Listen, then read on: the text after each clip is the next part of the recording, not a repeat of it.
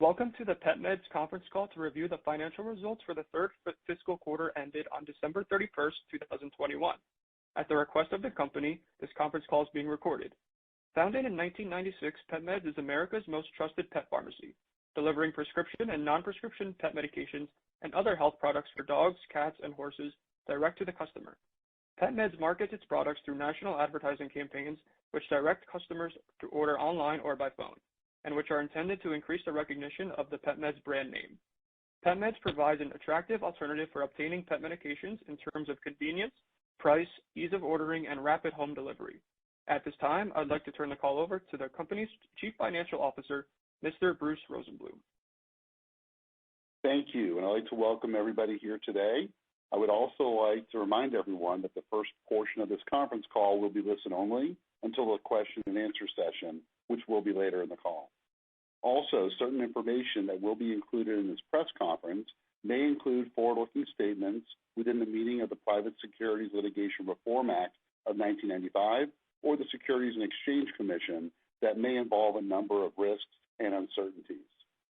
These statements are based on our beliefs as well as assumptions we have used based upon information currently available to us. Because these statements reflect our current views concerning future events, these statements involve risks, uncertainties, and assumptions.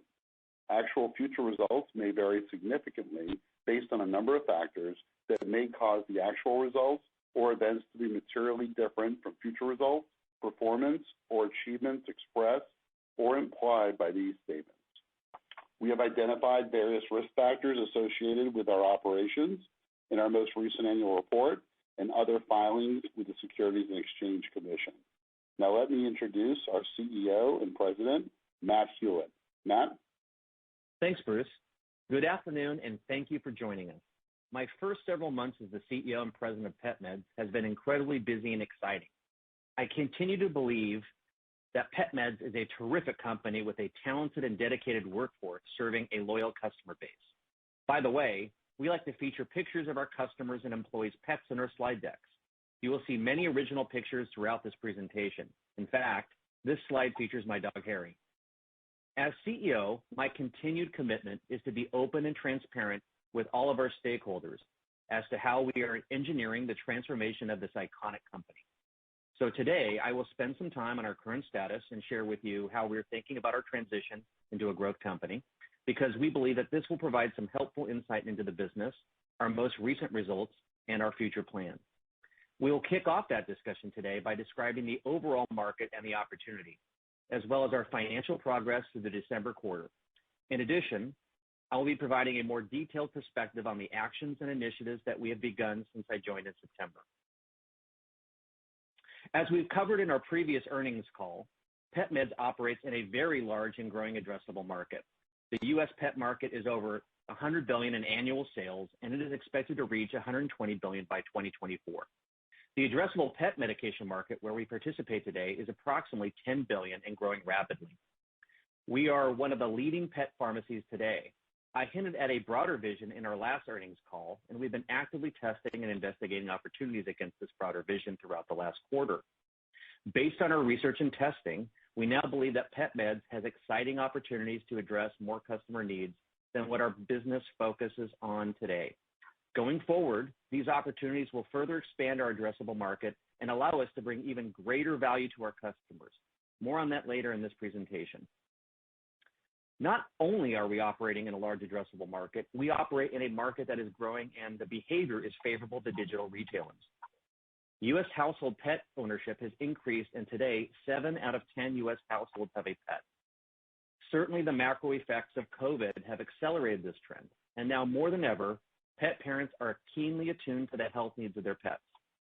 We believe these trends indicate that both new and existing pet parents will need more pet medications and other related healthcare and wellness services to provide the healthy and happy lifestyle they want for their pet family members. Consumers also now expect everything to be real-time, fast, and digital, a trend which has impacted every industry. As we have seen in other digital e-commerce verticals, the ongoing move towards digitization of retail is accelerating. Today, our addressable market is largely dominated by offline sales, but we see the growing trend of purchase online as very favorable to us. Pet parents see their pets as an extension of their own families, and they are increasingly demanding more healthy pet care options. We see this as a positive trend for PetMeds and an opportunity for growth. Similarly, aligned with the trends in human health, pet parents are thinking through the entire spectrum of their pet's care, from diet to veterinary services, as well as the channels through which they access those products and services. Lastly, COVID also accelerated the increasing trend for the digitization of healthcare. Specifically in the pet market, regulations related to in-person veterinary visits and prescription fulfillment were temporarily waived for the first time during COVID and moved online in unprecedented ways. We have spent a considerable amount of time conducting research with the industry as well as with pet parents, and we are excited that these market dynamics should facilitate the acceleration of digital-based telehealth services in the pet industry. During the last earnings call, we discussed some key PetMed differentiators. I want to reiterate those because they are important, and I believe they provide a real edge for our company's transformation. First, our brand is widely known and trusted. In fact, here is an important update since our last earnings call. We just commissioned an extensive customer and market research study that showed that 55% of U.S. pet parents are aware of the PetMeds brand. Having a strong brand takes years to develop, and our customers look to PetMeds as their trusted pharmacy and pet medication expert. Second, we have strong operational and quality efficiencies of pharmacy. Our customer care integration with our pharmacy is world-class, which ensures that customers get their products delivered quickly and accurately. Additionally, our vet partners receive quality service delivered through our vet platform. This operational efficiency is hardwired into the fabric of the company, which will enable us to effortlessly move into new health and wellness adjacencies. Our deep experience with the vet community is a competitive advantage. As we discussed in our last earnings call, we currently have one of the largest direct-to-consumer vet networks in the online retail space, with over 70,000 veterinarians that we have worked with over the company's history. Currently, our online vet portal has 17,000 active veterinarians and vet clinics. This is a core capability and asset because it enables us to expand our fulfillment capability as we scale our business. Our prescription medication authorization rates are the highest they've ever been, which speaks volumes to the level of veterinarian cooperation we receive on a daily basis. Our pet pharmaceutical category expertise is something that I view as a towering strength. Many retailers can sell dog bones, but not everyone can provide medication and health advice at scale. Being a differentiated pet medication provider allows PetMeds to focus on our health and wellness offering, especially as the market continues to become even more competitive. Again, more to come on where we see our brand and business going in the coming months.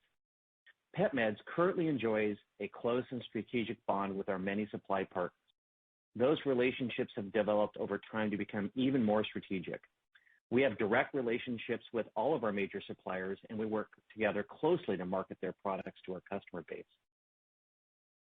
Our customer service and overall customer centricity ethos permeates throughout the culture and our team. We have a 100% lifetime guarantee to customers that we are committed to. We go the extra mile for our customers with truly empathetic and expert service. We just don't have a transactional interaction with our customers. We have built trusting, genuine relationships. Our customers view PetMeds as a trusted pet health expert, and we take that responsibility seriously.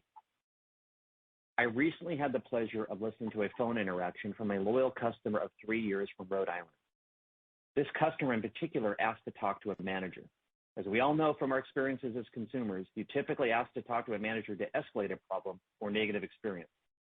This customer started off the call noting that, quote, "There's always a complaint box, but never a compliment box," unquote. This customer was calling to give us a compliment.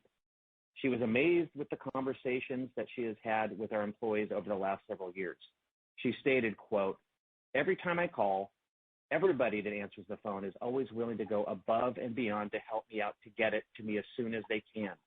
I don't know what group of people you're pulling this pool of people that you're hiring from, but every single person has always been pleasant and helpful. It's unlike anything I've ever experienced. It's just refreshing," unquote.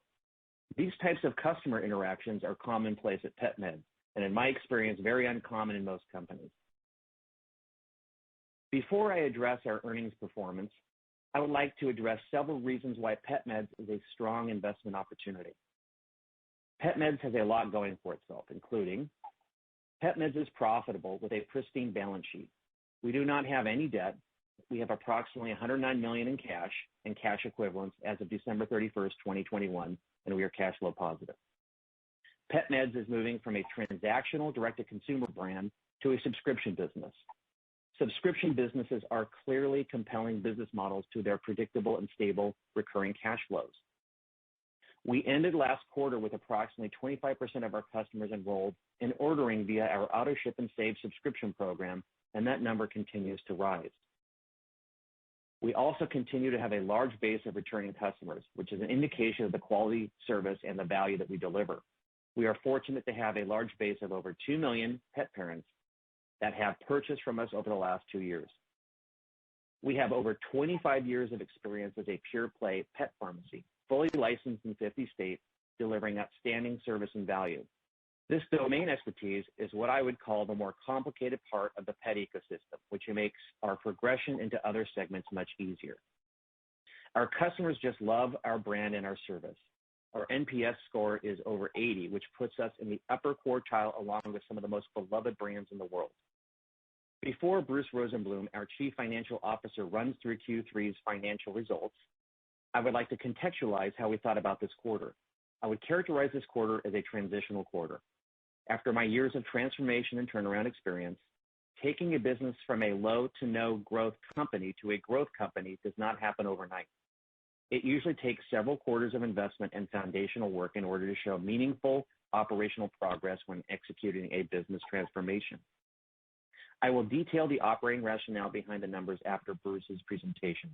Now, I'd like to have Bruce review our financials for the quarter. Thanks, Matt. Now we will review the financial results. We will compare our third fiscal quarter ended December 31st, 2021 to last year's quarter ended on December 31st, 2020. And in some cases, we will refer back to December 31st, 2019. I would also like to highlight that we are introducing new non-GAAP financial metrics, adjusted EBITDA and adjusted EBITDA per share. We decided to include these new metrics because they are key metrics used by management and our board to evaluate our operating performance, generate future operating plans, and make strategic decisions regarding the allocation of capital. Adjusted EBITDA and adjusted EBITDA per share are a more accurate picture of our underlying profitability, and it also highlights the increase in non-cash stock-based compensation, which increased significantly in the current year. Similar to our prior quarters, we face a unique situation comparing two totally different environments between 2020 pandemic and 2021, mostly post-pandemic. In fact, we saw a stronger month of December in 2020 than our historical averages, which was primarily driven by increased e-commerce demand as a result of the second wave of the pandemic in December 2020, which caused many retail stores to close and many veterinarians to be unavailable. During the quarter ended December 2021, we also executed on a number of new changes to our marketing partnerships, agencies, and processes that were more important investments to help transform the company into a growth business. During this transition phase, or as Matt likes to call it, our test and learn phase, we were less efficient in the deployment of our variable marketing investment. During the quarter, we ended up spending approximately 34% more in advertising year over year, where we spent $4.3 million in the quarter ended December 31st, 2021, compared to $3.2 million for the same period the prior year. Approximately 50% of this increase was due to rate increases across our marketing channels, and the remaining portion was due to an increase in the number of advertising impressions we delivered across a variety of advertising platforms. As we move into our first full quarter, the quarter ending March 31st, 2022, with our new marketing partnerships, agencies, and processes, we expect to be much more efficient with our variable marketing spend with improved results. For the third fiscal quarter ended on December 31st, 2021, sales were $60.7 million compared to sales of $65.9 million for the same period the prior year. a decrease of 7.9%. But sales actually increased by 1.3% versus the quarter ended December 31st, 2019, prior to the pandemic. The decrease in year-over-year sales was due to decreases both in new order and reorder sales. Our sales were negatively impacted by a competitive market, an inefficient variable marketing spend in the quarter, and a crowded advertising space with substantially higher costs compared to the same quarter last year. In addition, during the past 9 months, there was an increase in veterinarian visits by pet owners who were unable to visit their veterinarian during the pandemic. We believe the increase in veterinarian visits was primarily due to pet owners needing to visit their veterinarians for their pet's annual exam and to renew their prescriptions. Since some pet owners purchase medications directly from their vets during their visit, the company believes this negatively impacted sales, and especially reorder sales during the quarter and 9 months ended December 31st, 2021. We were disappointed with our sales results during the quarter compared to the prior year results. However, sales were trending more positively in the months of November and December 2021 when you compare them to the pre-pandemic months of November and December 2019. Reorder sales decreased by 6.5% to $56.3 million for the December 2021 quarter, compared to reorder sales of $60.2 million for the same quarter the prior year. While for the quarter ended December 31st, 2019, our reorder sales were $53.8 million. Encouragingly, reorder sales in the most recent quarter, while down versus a year ago, were up approximately 5% compared to 2019 pre-pandemic. Auto-ship revenue continues to grow, and currently approximately 25% of our revenue was generated from our auto-ship and save subscription program, with some of our more popular brands having exceeded 30%. Growing our subscription revenue is one of our main priorities in 2022. We would expect to see stronger reorder sales in 2022 as our auto-ship revenue continues to grow. A positive trend to highlight for the quarter was the continued increase in our average order size. Our average order was approximately $89 for the quarter, compared to $88 for the same quarter last year, and $85 for the quarter ended December 31st, 2019. For the 9 months ended December 31st, 2021, our AOV was $92 compared to $88 for the same period the prior year. New order sales is obviously one area that needs improvement, and we're actively deploying new thinking and initiatives around re-engineering new customer growth. New order sales decreased by 22% to $4.4 million for the quarter, compared to $5.7 million for the same quarter the prior year. We acquired approximately 53,000 new customers in our third fiscal quarter ended December 31st, 2021, compared to 73,000 for the same period the prior year. However, we anticipate that our spend will be more efficient as advertising prices stabilize and as the pandemic further subsides.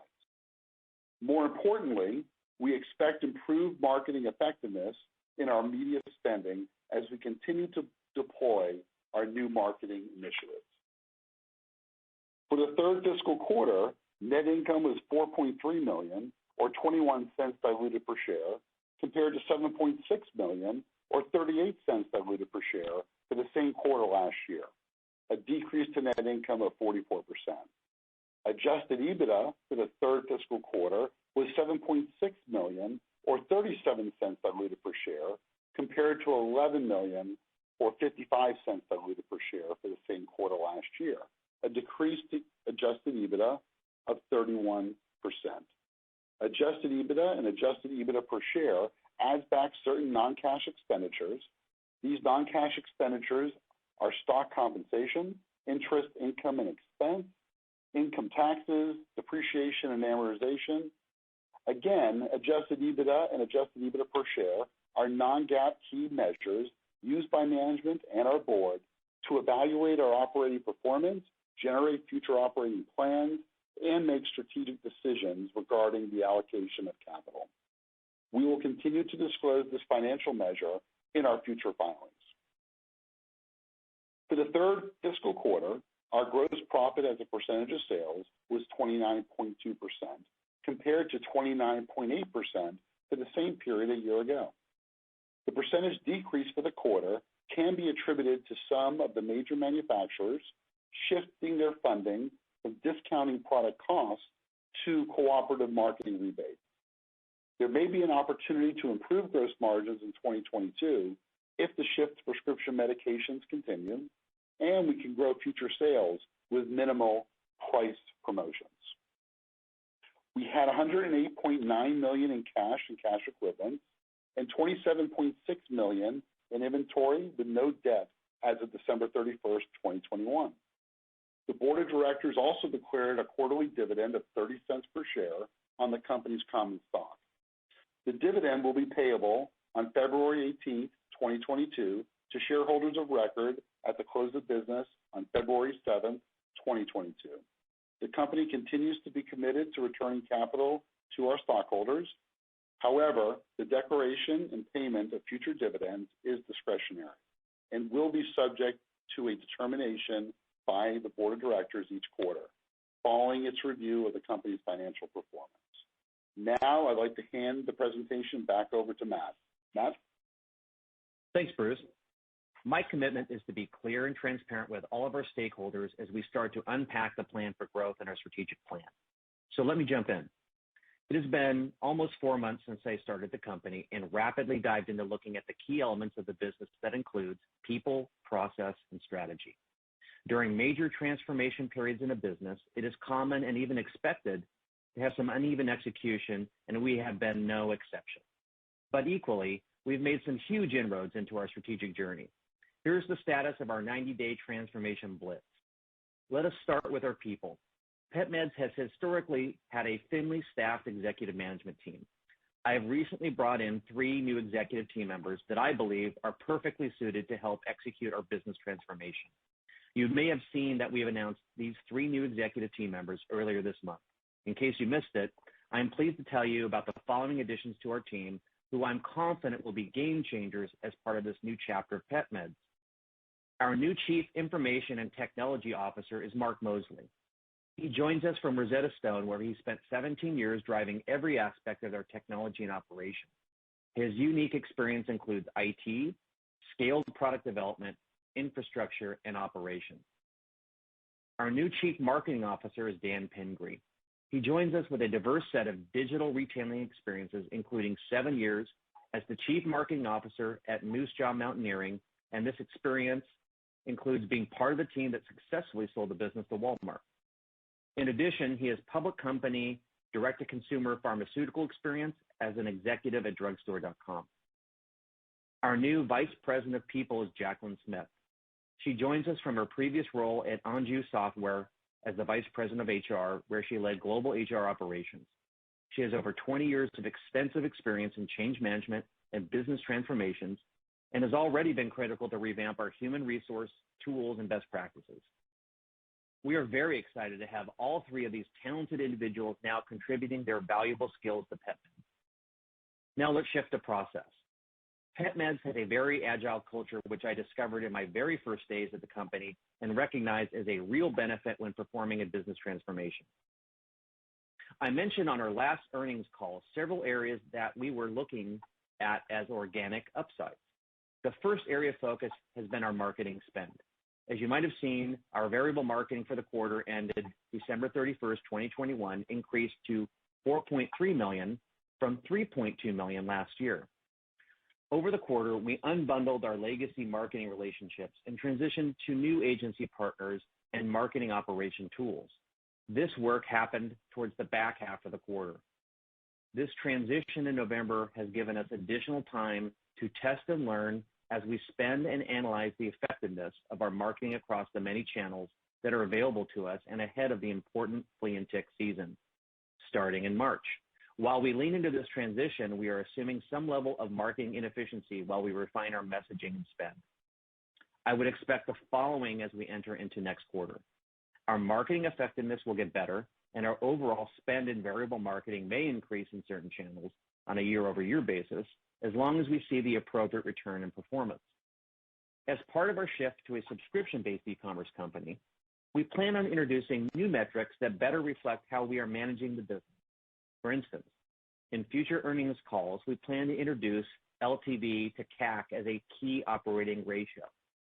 LTV to CAC, which stands for lifetime value divided by the cost to acquire a customer, is a common e-commerce measure to track sales and marketing efficiency and customer profitability. We have loyal customers that stay with PetMeds for a long time. In an environment where we are moving our customers to our AutoShip and Save subscription program, we feel LTV to CAC will provide investors with additional visibility to the ongoing value that we are creating with our loyal customers. The second area of focus is identifying new customer segments. Historically, PetMeds has used a similar marketing approach for over 10 years. We have just completed an extensive consulting project that included a large study which featured a representative sample of all U.S. pet parents as well as our own customers. Based on that comprehensive work, we have identified several new, large, and attractive customer segments to target, and we are testing and learning against these segments right now. One interesting finding that speaks to what I discussed last time during our earnings call in terms of company assets is that 55% of the U.S. pet parents surveyed were already familiar with the PetMeds brand. That is a huge advantage for us as we efficiently and effectively restart our growth initiatives. Now let's shift to strategy. To be really clear, PetMeds is in a fantastic market position and focus on one of the highest gross margin categories in the pet market. But PetMeds has the opportunity to cement its position by becoming a premium leader in the larger vertical in which it participates today. During our last earnings call, which was my first earnings call of the company, I mentioned our early thoughts on a new strategy moving the company into a broader health and wellness play. We have continued to test and validate this strategy at a rapid pace. I'm a big believer in being a measured capital allocator. We see a lot of opportunity in expanding into new health and wellness adjacencies. This last quarter, we have been successfully testing a pet telehealth service as a partnership to a cohort of our customers, and the customer feedback has been extremely positive. This type of quick and agile testing will continue, and we look forward to forthcoming announcements in terms of partnerships in the future. We see a great future in adding more health and wellness services to our business and especially growing our e-commerce subscription base well beyond our current level of 25%. I would like to end my prepared remarks by reiterating that the changes I've just described regarding people, process, and strategy have been executed at a rapid pace as necessary investments and are all pursuant to a well-thought-out strategic plan for our transformation. I hope this transparency will demonstrate our confidence in the future of the business while also providing some insight into the associated investment costs as they appear in our operating results. This ends our prepared remarks. Operator, we are now ready to take questions. To ask a question, please press star one on your phone. Please note that you may not be able to ask a question if you are listening via the webcast. You must dial directly into the call in order to ask a question. Our first question is from Erin Wright with Morgan Stanley. Please proceed with your question. Great. Thanks for taking my questions here. Can you elaborate on some of the changes you made in the marketing strategy and the partnerships there? And can you give us an update on the traction on that front? You said that some of this didn't really pick up or wasn't initiated until later in the quarter, but how should we be thinking about the advertising spend then in the coming quarter and then over the course of fiscal 2023? Is this the sort of level we should anticipate kind of going forward? Hey, Aaron, thanks for the questions. Great to hear from you. Several things, and then Bruce, why don't you jump in at the end. One is what I mentioned on the call today is that we really changed out a legacy set of partnerships and went into several others for a couple of reasons. One is, really the way we've been targeting customers has been pretty much the same way we've been targeting customers for the last 10 years. We've identified some new customer segments to go after because we've really been going after a small cohort of customers for a long time. And so as part of that unraveling, or I call it the unbundling of these relationships, which was kind of in the middle to late of the quarter, we are testing a lot of net new channels as well as, some new spend levels. And I think as you heard from the call today, you can expect ROAS, which is a metric we'll de-emphasize, but LTV to CAC should be at much healthier levels. And the variable marketing spend to revenue could go up, but we'd associate that with more efficiency going forward. The reason why we hit the gas so hard, to be blunt, is flea and tick season starts in March, I want to make sure that we are ready to go with rock solid go-to-market plans before March. And so I'm really confident that we've got the right people and processes around spend. And then Bruce, is there anything you want to add to that? As far as the increase in marketing, we talked in the call earlier, 50% was due to rate increases across our marketing channels. And, the remaining portion was due to increase in the number of advertising impressions. So we definitely made an effort to grow new customers, but obviously we're a bit more inefficient than we would expect it to be. But I think we definitely have some better insights from the quarter, and I think that's going to help us in the current quarter, in the March quarter, as we move forward. Okay, great, thanks. And then you mentioned auto ship penetration, I believe at 25%. Where can that go over time realistically, just given the mix of the products that you have? What percentage of revenue would be tied to more chronic treatments as opposed to acute, and how far can that ultimately go? Thanks. Yeah, no, we haven't really guided to a kind of a Pareto percentage that would be ideal for the business. But I can tell you what our supplier partners tell us is that, over 50% would be on benchmark or above. And that's because the good news is not only chronic, but also even non-chronic medications in this marketplace are highly consumable. So that's not our official number, but that's what we're hearing from our supply partners, 50% or above. And I'd love to see the auto ship numbers grow more aggressively, which we're working on this quarter. Okay, great. Thank you so much. You're welcome. Our next question is from Anthony Lebedzinski from Sidoti & Company. Please proceed with your question. Yes, good afternoon, and thank you for taking the question. So I guess, first question on the AOV increase, what are the main reasons for that, and how do you see that trending as we, in the future quarters here? Hey, Anthony. Do you want to take that? Yeah. How are you doing? AOV, I think it's a function of, we talked about previously, where we're seeing a movement more so to RX. We're during the pandemic, we actually saw a large uptake in OTC, which was a little bit unusual with our trends that we were seeing previously, or should I say pre-pandemic. So we're going back to a more normalized distribution between RX and OTC. So that obviously helps. As you know, we do buy direct from the major manufacturers as well, and we do have MAP pricing that we need to adhere to. When there are the annual increases that our manufacturers have on the price of products, the MAP pricing will also increase. So it gives us an opportunity to pass on those additional increases to the customers. Gotcha. Okay. And then in terms of the G&A expenses, those were higher than we anticipated.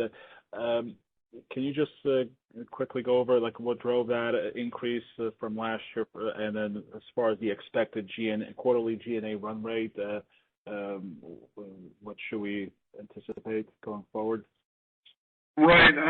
I would say that from the G&A perspective, the majority of that is stock compensation, and that's one reason why we introduced the new metric, adjusted EBITDA, to account for that. Stock compensation increased significantly during the quarter, and we expect that number to increase year over year moving forward. So that's one of the reasons behind it. As far as the other items, there's really nothing else that was really a specific driver of the increase in G&A other than stock compensation. Obviously, Matt mentioned we did increase our headcount and our executive management team. So both, stock compensation were G&A. Got it. Okay. And then, longer-term question. So as you work to transition the business to be more of a subscription-based business and you look to add more pet health, telehealth, how should we think about, long-term operating margin profile of the company? Yeah, it's a good question. I have kind of a flank answer to that, Anthony, and then I want Bruce to answer it as well. Is the reason why the shift from LTV to CAC and versus ROAS, and it's a little bit nuanced for some folks who are not used to that metric, is the fact that the company used to think about returning capital in terms of variable marketing within the quarter, and that's somewhat not realistic with kind of modern day marketing practices. So there's some things that you'd be doing like connected TV or linear TV that may not pay off in 3 months, but may pay off over time. And so it's important to make sure that you're not doing bottom of the funnel marketing only, because that's not really going to expand your new customers. And that's some of the margin profile shift in terms of the variable marketing between LTV and CAC, and that's why we've reinforced that. From a LTV basis, Bruce, I think we could say that we expect LTV as we introduce that metric to go up over time, because we haven't done a great job as a business attaching net new products, and certainly at 25% auto ship, I would anticipate LTV to go up over time because we have, recurring on-file customers. Bruce, is anything you'd like to add? No, I would agree with that 100%. I mean, there's definitely an opportunity there. One item is more related to gross margins, but with our vendors recently shifting this year to co-op marketing, it negatively impacted margins, but we're going to go on year-over-year anniversary in those changes. So hopefully over time there may be an opportunity for gross margin expansion moving forward. But that also is dependent on how much additional discounting we may need to attract new customers. Gotcha. Okay. And then, lastly, with your strong cash position, what are your thoughts about buying back your shares? As far as the buyback, sorry, Matt, let me, as you do have about, $28 million currently authorized, and I don't think we've been active in the share buyback since 2019. And, that's something that we, discuss with the board periodically. And, as of to date, they have been more keenly, or have been concentrating more so on the dividend to return equity back to shareholders, more so than the share buyback. But we have been active in the past, and there may be opportunities going forward, and we'll see how that shapes up. Okay. All right. Thank you very much. Best of luck. Thanks, Anthony. Our next question is from Corey Grady with Jefferies. Please proceed with your question. Hi, thanks for taking my question.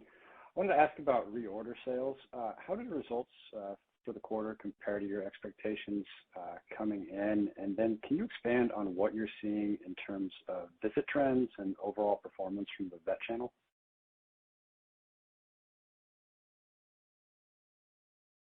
Matt, you want me to grab that? Yeah, go ahead. Sure. So I'll take the first part. As far as, reorder sales for the quarter, down about 7%. For the 9 months, down about 9%. So obviously, off, we're off from year-over-year perspective.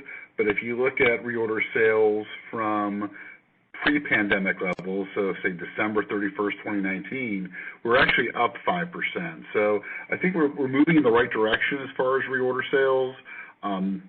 The success, the early success that we've seen in our Auto Ship and Save subscription program is going to be a huge determining factor moving forward with reorder sales. And as we grow that percentage, that will also should move reorder numbers. So that's one part. Matt, do you want to touch base on the second part of that question? Yeah, I just wanted to add one thing that Bruce, you mentioned in the prepared remarks, is December was an odd month, where typically you never have a strong December in the business, and we had one.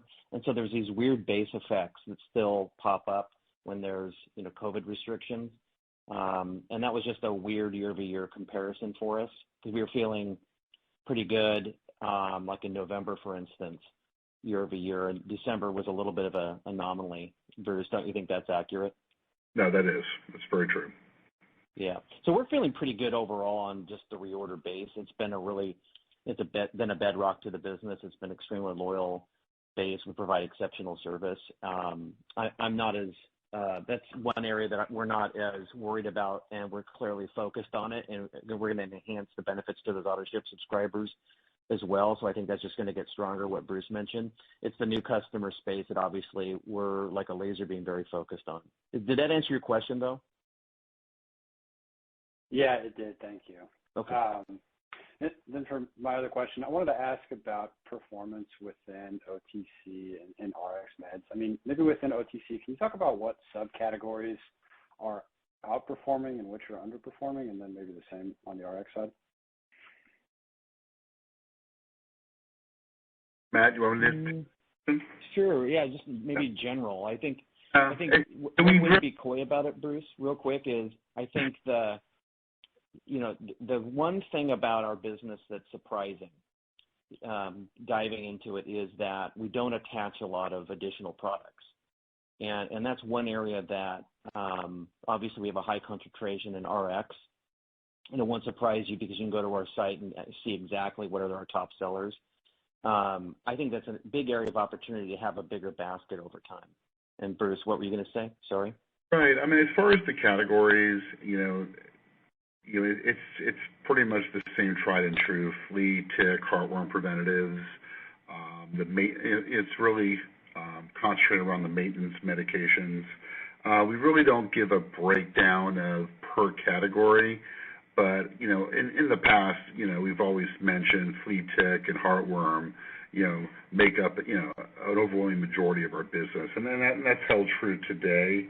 There's definitely more opportunity moving forward with new SKUs that are coming to market, and also the opportunity to add on with additional items. So that will continue, but I think the breakdown by channel is not something that we're willing to share with the public today. Got it. Thank you. Thank you. As a reminder, if you'd like to ask a question, please press star 1 on your phone.